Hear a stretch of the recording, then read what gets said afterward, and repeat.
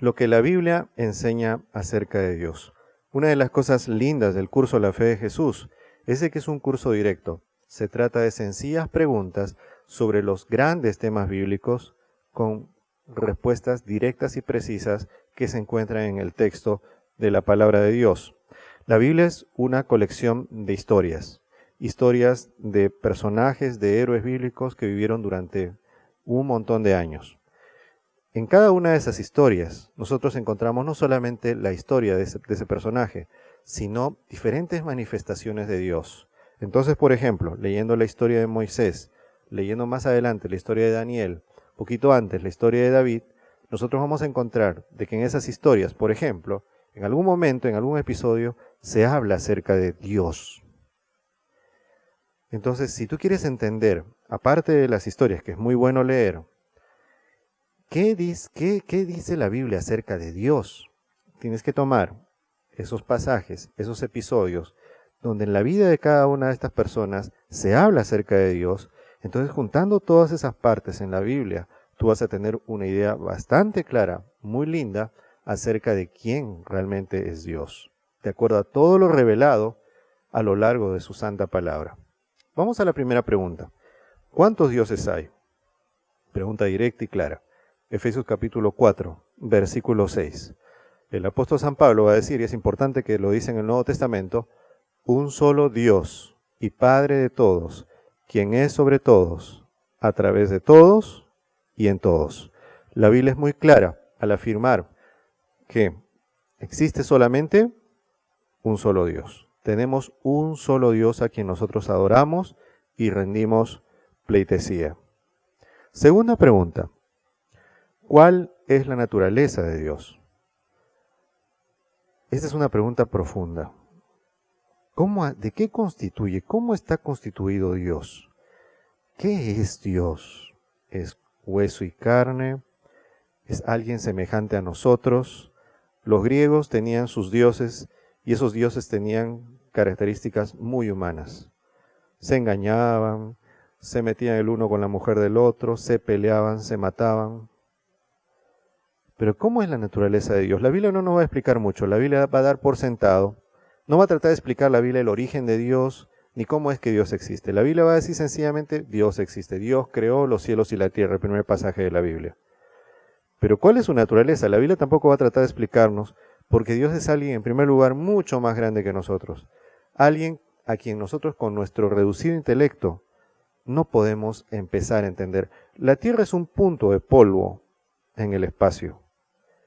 Y Dios es el creador de todo lo que existe. ¿Te imaginas la diferencia de inteligencia, la diferencia de entendimiento que hay entre el creador y nosotros, y todavía reducidos, degradados por causa del pecado?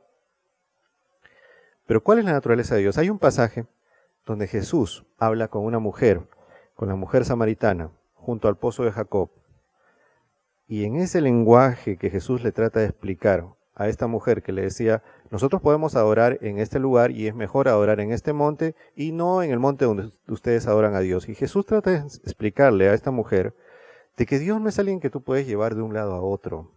Dios no es alguien que nosotros ni siquiera deberíamos atrevernos a representar de alguna forma. Porque Dios, va a decir Jesús, es algo muy especial. San Juan capítulo 4, versículo 24. La palabra de Dios dice, Jesús le dice a esta mujer, Dios es espíritu, y es necesario que los que le adoren en espíritu y en verdad. ¿Cuál es la naturaleza de Dios? Jesús va a decirnos con una palabra que no te va a dar todas las respuestas. Esta palabra es, Dios es espíritu. Ahora, ¿qué cosa es espíritu, pastor? Me vas a decir. Lo único que te puedo decir es de que Jesús trató de dar a entender a esta mujer de que Dios es más que carne y hueso, que Dios es alguien sublime, que Dios pertenece a lo más alto, a lo más elevado que puede haber. Dios es espíritu. ¿Cómo así? Composición química, la Biblia no nos va a decir. Solamente tenemos que estar agradecidos, porque en un pedacito de la palabra de Dios, Jesús nos da una pista que es suficiente para el que quiere tener fe acerca de la naturaleza de Dios. Dios es espíritu, Dios es superior, Dios es supremo. Dios es alguien que la única forma de describirlo es espíritu. Muy bien, vamos a la pregunta número 3. ¿Cuáles son las 3 personas de la divinidad? De la divinidad. ¿Sabes? Una de las cosas cuando uno estudia la palabra de Dios es de que uno se va dando cuenta, a medida que uno va estudiando la Biblia, desde el comiencito nomás en el Génesis, de que aunque hay un solo Dios, de alguna forma que nosotros no alcanzamos a entender. Ojo, esta lección trata del misterio de Dios. Dios, el enorme, el inmenso, el que no podemos entender. Entonces solamente yo te voy a explicar las cosas que la Biblia dice y que hay que aceptarlas por fe. Bueno, la Biblia va a decir en un montón de pasajes que de alguna forma, ese Dios que es uno y único, de alguna forma también son 3. Ya en el Génesis, Dios se habla a sí mismo y dice, hagamos al hombre a nuestra imagen. Más adelante en la Torre de Babel dice, bajemos y confundamos su lengua. Siendo uno, de alguna forma, Dios también es más de uno. Y la Biblia va a decirnos que es 3. El apóstol San Pablo, en 2 de Corintios, capítulo 13, versículo 14, va a decirnos, la gracia del Señor Jesucristo, el amor de Dios y la comunión del Espíritu Santo sean con todos vosotros. ¿Cuáles son entonces las 3 personas de la divinidad o de la deidad? El Señor Jesucristo, Dios Padre y el Espíritu Santo. ¿Alguna pruebita más acerca de esto? Sí, Jesús, que era Dios manifestado en carne, en el momento de su bautismo, tú lees ahí la palabra de Dios en Mateo 4, y ahí va a decir bien claro, al momento que Él sale del agua, viene, dice el Espíritu Santo, en forma de paloma, como el cielo, y se oye una voz desde el cielo, donde esa voz dice, este es mi Hijo amado, en quien tengo contentamiento, a él oíd. Esa es una de las raras ocasiones en que los seres humanos vieron a las 3 personas de la divinidad. Dios siendo uno, pero también siendo 3. Parte del misterio de Dios, parte de la maravilla del Dios que tenemos. Vamos un poquito más allá. ¿Cómo es el carácter de Dios? Pregunta número 4. Y la respuesta se encuentra en 1 de San Juan, capítulo 4, versículo 8, donde la Biblia dice, el apóstol dice, el que no ama no ha conocido a Dios, porque Dios es amor. Hay mucha gente que tiene muchas ideas respecto al carácter de Dios. Hay personas que piensan que Dios es una especie de Papá Noel, que está allá arriba en el cielo sonriente y muy poco le importa lo que nosotros hagamos. Tú puedes vivir tu vida como quieras, con tal que te persignes por ahí o vayas a la iglesia de vez en cuando, suficiente, ya eres un cristiano. Con tal que digas que yo creo en Dios y vive tu vida como tú quieras. Esto aparece muchas veces en las novelas. En las novelas los piadosos participantes de las novelas se enredan en cosas inmorales, inmoralidad y engaños y asesinatos y cosas, y al final se golpean el corazón y son creyentes. Dios no es así, Dios no es un Papá Noel que esté arriba en el cielo y que no le importa lo que pasa aquí en la tierra. Hay personas que dicen, yo no creo en Dios porque hay tanto sufrimiento, tanta maldad en este mundo, porque si Dios existe, Dios nos ha abandonado. Dios no nos ha abandonado. La Biblia nos va a decir bien claro que Dios es amor. Y yo no conozco una persona que ame a otra que no trata de involucrarse en la vida de esta otra persona. Si tú amas a alguien, vas a tratar de involucrarte en su vida.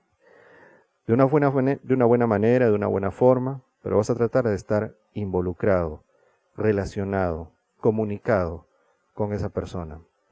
Déjame decirte que el Dios de la Santa Palabra es un Dios que anhela comunicarse.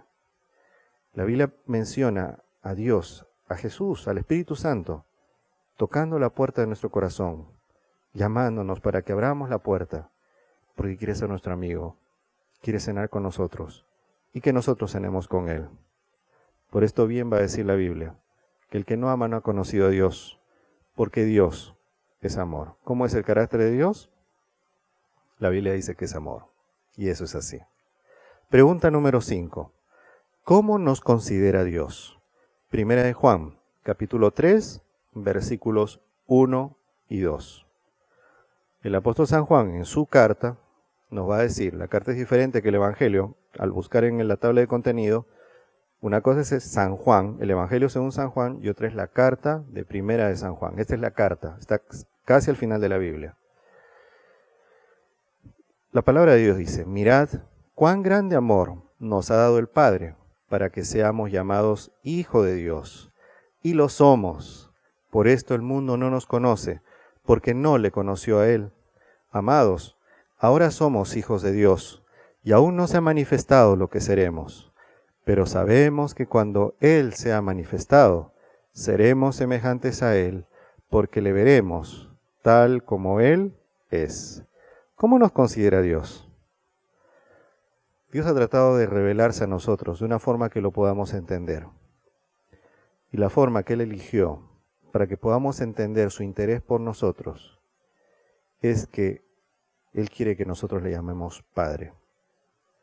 Él nos creó y por eso nos considera sus hijos. Me da mucha pena decir que en los últimos tiempos, el enemigo de las almas, la maldad, el pecado de este mundo, ha tratado de desvirtuar, de desfigurar el carácter del Padre bueno. Hay muchos padres que hoy día no se acuerdan de sus hijos más, que traicionan a sus mujeres, que envían vidas perdidas y miserables. Pero también hay padres buenos, gracias a Dios. Y yo tuve uno, por eso te doy testimonio. Porque la Biblia dice que Dios es un Padre bueno. No sé cómo ha sido tu papá, pero existen en este mundo hombres que decidieron ser papás buenos. Dios es como uno de estos papás buenos. El papá bueno. El más bueno que hay, el más bueno que existe. Y ese Dios nos considera sus hijos. No importa la vida que hayas vivido, no importa las cosas que hiciste anoche. Hoy día Dios está dispuesto a hacer un pacto contigo y aceptarte como hijo y darte una nueva vida, una vida linda. Sexta pregunta. ¿Se preocupa Dios por nuestros problemas? Bueno, con todo lo dicho creo que la respuesta es obvia, ¿verdad? Pero vamos a la palabra de Dios, vamos al libro de los Salmos y vamos a tratar de leer ahí la respuesta a esta interrogante. Salmos capítulo 40, versículos 1 al 3. La palabra de Dios dice, pacientemente esperé a Jehová, y Él se inclinó a mí, y oyó mi clamor, y me hizo subir del pozo de la desesperación, del lodo cenagoso. Puso mis pies sobre una roca, y afirmó mis pasos. Puso en mi boca un cántico nuevo, una alabanza a nuestro Dios. Muchos verán esto y temerán, y confiarán en Jehová. Pacientemente esperé a Jehová, y Él se inclinó a mí, y oyó mi clamor. Es como que el salmista estuviera viendo a Dios inclinándose a Él. Y Él usa varias imágenes para describir su situación triste. Él describe su desesperación, los problemas de su vida como un pozo lleno de lodo cenagoso, un pozo donde el pobre hombre se estaba hundiendo irremediablemente, un pozo donde sus pies no tocaban fondo. Y ahí en la desesperación, hundiéndose, ahogándose en sus problemas, Él le clama a Dios y ve cómo Dios se inclina hacia Él. Esto es una imagen, es poesía bíblica, es una imagen preciosa de cómo Dios nos ayuda. Porque en el momento de nuestra peor desesperación, si clamas a Dios, Él se inclina, te saca del lodo cenagoso, limpia tu vida de ese lodo que se te pega por todos lados y pone tus pies desesperados encima de una roca firme y en tus labios un cántico nuevo para que alabes y bendigas el nombre de Dios por siempre. ¿Se preocupa Dios por nuestros problemas? Claro que sí. ¿Qué debemos hacer frente a esto? ¿Qué debemos hacer frente a esta revelación de la palabra de Dios acerca de quién es Dios? En primer lugar, respetar el nombre de Dios. En los mandamientos, en Éxodo capítulo 20, hay un mandamiento específico donde se nos pide respetar el nombre de Dios. ¿Tú quieres ser un discípulo de Cristo Jesús? Eres su hijo. Y los hijos defienden el respeto y el honor de sus padres. En segundo lugar, si quieres ser un hijo de Dios, es necesario que empieces a obedecerle. Capaz no sepas cómo obedecerle en este punto, pero sí le puedes empezar a pedir a Dios, Señor, quiero obedecerte, quiero ser un hijo tuyo. Ayúdame, Señor. En tercer lugar, una cosa que deberíamos hacer es poner a Dios en primer lugar. Cada día las personas buscan diferentes cosas. Unos buscan dinero, otros buscan trabajar, otros buscan estudiar. Ninguna de estas cosas es mala. Pero encima de todo, Jesús nos aconseja en Mateo 6:33 de que es necesario buscar el reino de Dios y su justicia, y todo lo demás será añadido. Porque si tú comienzas cada día con la paz de Dios y la seguridad de que empiezas ese día como hijo de Dios, todo lo demás, te aseguro, viene por añadidura. Hay que hacerlo. Por último, hay que buscar amar a Dios de todo corazón. El gran mandamiento de la Biblia es que debemos amar a Dios, nuestro Señor, con todo nuestro ser, con todas nuestras almas, con toda nuestra fuerza, con todo nuestro espíritu. Hay una resolución en esta lección y te la voy a leer. Dice: creo en Dios, Padre, el Hijo y el Espíritu Santo. Prometo amarlo y obedecerle como a mi Padre Celestial. ¿Crees en Dios, el Padre, el Hijo y el Espíritu Santo? ¿Estás dispuesto a amarle y obedecerle como tu Padre Celestial? Si esto es así, firma al pie de la resolución. Pon tu nombre en la lección, la fecha de hoy día, y que Dios te bendiga.